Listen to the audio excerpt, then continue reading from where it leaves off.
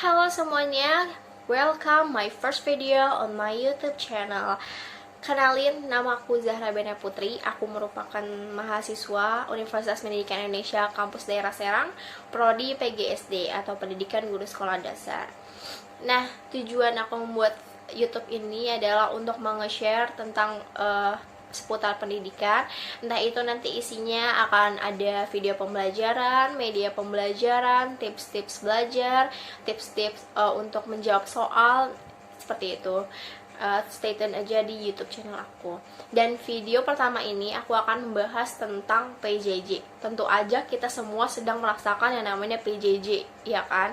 Dari TK sampai kuliah sedang banget merasakan namanya PJJ atau pembelajaran jarak jauh, atau biasa kita sebut pembelajaran daring dan atau juga pembelajaran online gitu.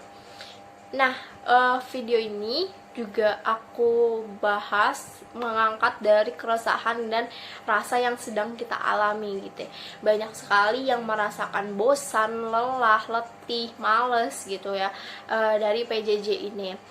Makanya aku akan membahas tentang ini, tips untuk belajar menyenangkan di rumah, yang dimana banyak banget keresahan dari media sosial ataupun dari lingkungan aku pribadi atau diri aku sendiri yang banyak banget ngelihat konten-konten dia kangen sekolah offline kayak gitu dari Instagram, TikTok, Twitter juga banyak banget konten-konten seperti itu. Bahkan banyak banget yang mendemo, demonstran kayak gitu-gitu deh intinya ya. Nah, untuk itu aku membuat video ini sebagai membantu kalian untuk pembelajaran kalian di rumah terasa menyenangkan.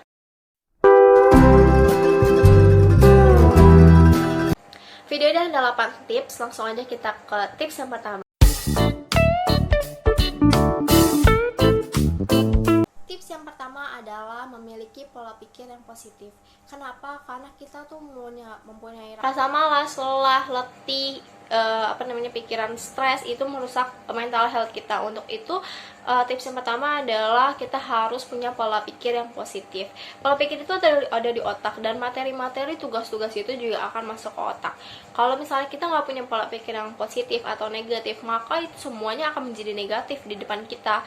Guru share tugas atau materi itu akan menjadi negatif ke kita karena kita mempunyai pola pikir yang negatif. Contoh, guru memberikan materi PPT gitu ya. Silakan anak-anak baca PPT ini untuk memahami materinya. Sekian dan kerjakan tugas ini materinya dari PPT itu. Misalnya seperti itu ya, kan kebanyakan seperti itu guru-guru. Nah, kalau misalnya kita punya pola pikir negatif, ya kita malas gitu kan. Justru kita mendapatkan jawaban dari tugas yang diberikan guru dari Google, bukan dari PPT yang ibu guru kasih gitu ya.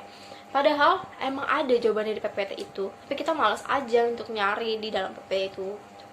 Nah, kalau kita punya pola pikir yang positif, kita akan buka materi itu, PPT itu untuk membaca kayak ya udah baca sekilas aja deh gitu. Kalau lo nggak mau, ya udah baca yang ada jawaban yang ada di tugas aja deh kayak gitu. Nah, tips ini aku ambil karena waktu aku positif COVID, aku ngerasa kayak kalau misalnya pikiran aku negatif atau aku stres itu imun tubuh aku akan turun. Tapi kalau misalnya pikiran aku positif, maka imun aku akan semakin naik. Nah, ini aku pakai tips ini sebagai cara aku belajar.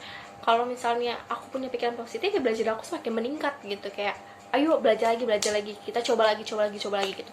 Belajar banyak hal gitu dalam walaupun karena kita dikasih waktu untuk punya belajar banyak hal kayak gitu. Itu adalah tips yang pertama.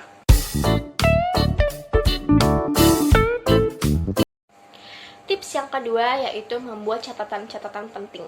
Saat kita udah membaca materi yang di guru kasih kayak PPT itu, maka kita tulis catatan-catatan penting itu.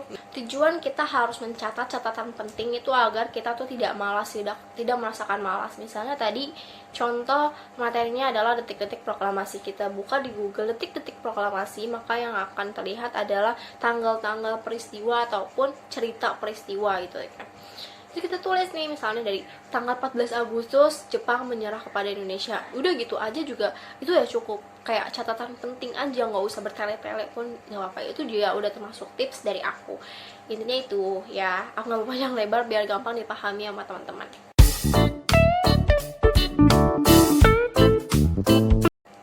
Tips yang ketiga adalah tempat belajar yang kondusif. Kalau misalnya tempat belajar kita berisik, maka kita tuh nggak akan fokus gitu. Tapi banyak banget orang yang belajar dengan macam-macam variasi. Misal ada yang belajar harus sepi, atau ada yang belajar harus dengan musik, atau ada yang belajar harus dengan ngobrol sama teman kayak gitu. Itu banyak banget tips-tips belajar. Cara-cara belajar orang tuh beda-beda.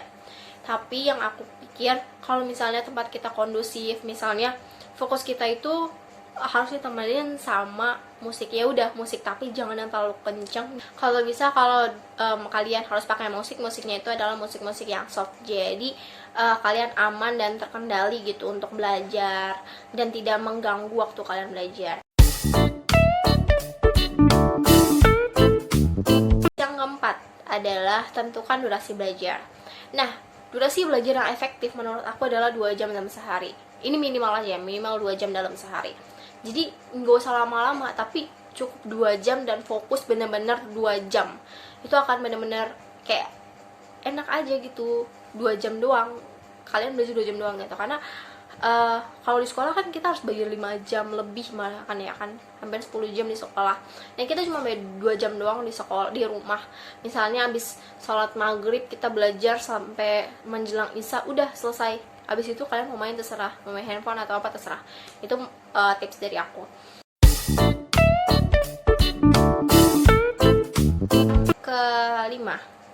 Yang kelima adalah membuat grup belajar.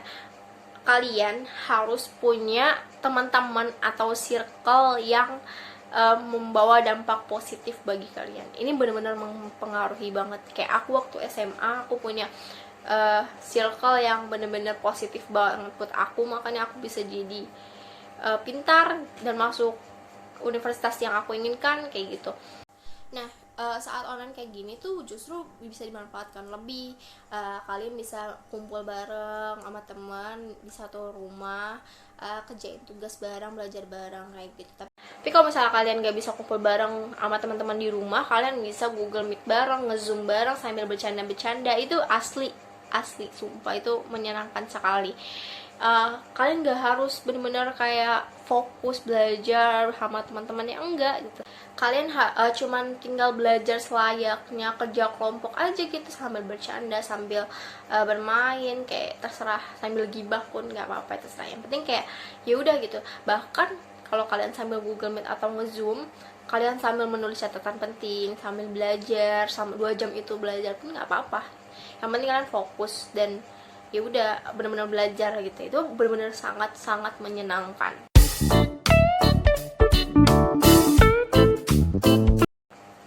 Terus yang keenam yaitu makan makanan yang bergizi. Dan ini tentu penting sekali. Semuanya juga setuju bahwa makan makanan bergizi itu akan membuat kalian lebih menyenangkan dalam belajar. Atau makan makanan yang kalian suka, terserah.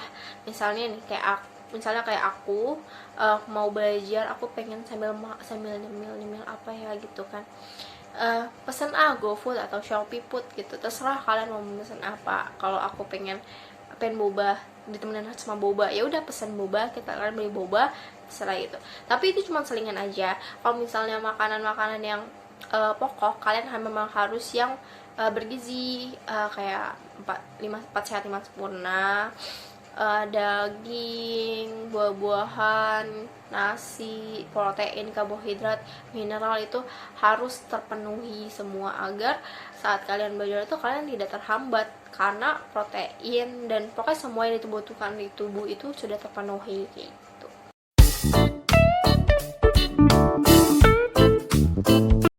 Yang ketujuh adalah hindari untuk menunda tugas. Ini sering banget kita lakukan, ya kan? Fakta boy. Tapi itu sebenarnya membuat kita sangat-sangat malas banget untuk mengerjakan tugas, karena kita ditunda-tunda sampai kayak ya udahlah deadline-nya masih lama, ya udahlah nanti aja H-1, atau ya udahlah paginya aja ngerjain karena dikumpulinnya malam kayak gitu. Itu jangan banget, karena itu membuat kita malas. Kalau misalnya nih ada tugas hari ini, guru ngasih kita tugas dan dikumpulkan minggu depan, ya udah kalau bisa kerjain aja hari itu juga. Jadi pas besok-besokannya kita udah gak punya tugas dan kita bisa enjoy untuk mengerjain tugas yang lain dan tidak kepikiran atau tidak menumpuk-numpukan tugas. Itu tuh bener-bener banget. Jadi jangan sampai kalian menunda tugas kalian yang diberikan oleh ibu guru. Jadi harus dikerjakan langsung, atau ya pokoknya jangan ditunda deh, jangan sampai deadline banget. Karena apa ya, kalau kalian ngerjain deadline banget maka tidak akan maksimal gitu hasilnya. Dan yang dinilai sama guru juga kayak ya cuma segitu aja yang kalian kerjain. Tapi kalau misalnya kalian ngerjain sebelum deadline, maka banyak banget yang bisa kalian isi. Ada yang kurang kalian baca lagi, ada yang kurang nih bisa diisi. Tapi kalau misalnya kayak deadline ada yang kurang, udah deadline 5 menit lagi gitu kan, ya udah mau gimana, udahlah kumpulin aja seadanya aja. Itu sayang banget, padahal yang dikasih waktu sama guru tuh panjang, seminggu at least gitu ya kan. Itu dihindari, wajib ya.